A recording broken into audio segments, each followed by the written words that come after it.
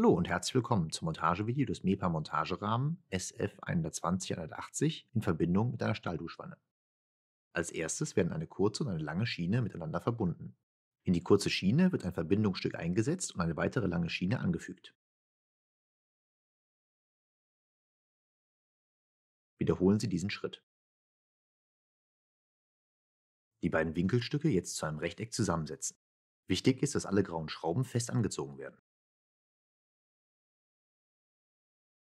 Messen Sie als nächstes im inneren Wannenrand die Breite und Länge der Duschwanne. Markieren Sie das benötigte Maß. Messen Sie dabei immer von der Schiene aus, die mit einer gelben Schraube markiert ist. Im Anschluss werden zwei sich schräg gegenüberliegende gelb markierte Schrauben gelöst. Dadurch kann der Rahmen in einer Richtung in der Größe angepasst werden. Ziehen Sie die Schrauben anschließend wieder fest. Wiederholen Sie dies mit den beiden gelb markierten Schrauben in den anderen Ecken. Im nächsten Schritt werden die Klickfüße grob an die gewünschte Höhe angepasst. Wählen Sie hierzu die passenden Adapterhülsen aus. Die Feineinstellung erfolgt später über die Gewindestange. Die Füße lassen sich durch eine einfache 90-Grad-Drehung in die Schiene einsetzen. Positionieren Sie die ersten 4 Klickfüße jeweils neben den gelb markierten Schrauben. Montieren Sie zusätzlich direkt neben den Verbindern je einen Fuß. Pro Seite zusätzlich 2 weitere Klickfüße einsetzen. Diese sollten alle in der Höhe ca. 10 mm niedriger eingestellt sein als die ersten 4 Füße. Dies erleichtert später das Ausrichten der Wanne. Achten Sie beim Einsetzen der Wannenfüße darauf, dass diese nicht direkt unter einem Bohrloch im Profil sitzen. Jetzt an den Wandkontaktseiten jeweils einen Wandwinkel in das Profil einsetzen. Als nächstes werden die überstehenden Profile des Rahmens gekürzt. Dies kann ohne Demontage erfolgen. Im Anschluss werden die Easylifts montiert. Auch diese werden in der Höhe ca. 10 mm niedriger eingestellt. Beachten Sie dabei die Wannentiefe. Ziehen Sie die grüne Schutzfolie ab und positionieren den Easylift mittig unter der Duschwanne. Für die optimale Klebekraft muss die Wannenunterseite vorher gründlich von Staub, Schmutz sowie Fettrückständen befreit werden. Damit der Easylift später zum Boden ausgefahren werden kann, wird die rote Kordel abgerollt und durch die Ablauföffnung gelegt. Zur Fixierung der Kordel auf der Wannenoberseite können Sie das beiliegende Klebepad nutzen.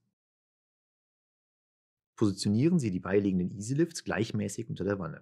Als nächstes werden die Winkel auf den Profilen befestigt.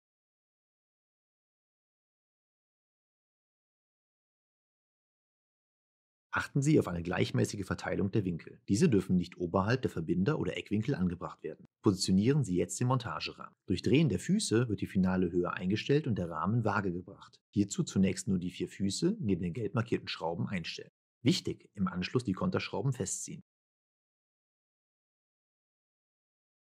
Die 4 soeben eingestellten Füße werden jetzt mit Bodenlaschen am Boden fixiert.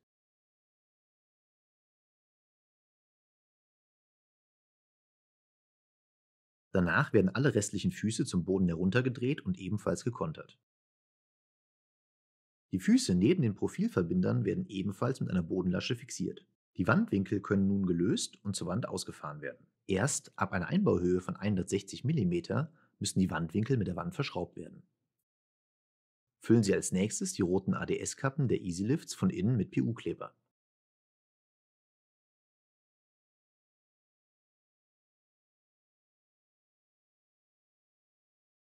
Dieser wird anschließend auch von außen auf die Kappe aufgebracht.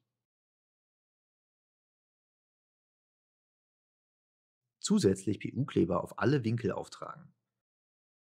An den Klebestellen muss die Wandunterseite gründlich von Staub, Schmutz sowie Fettrückständen befreit werden.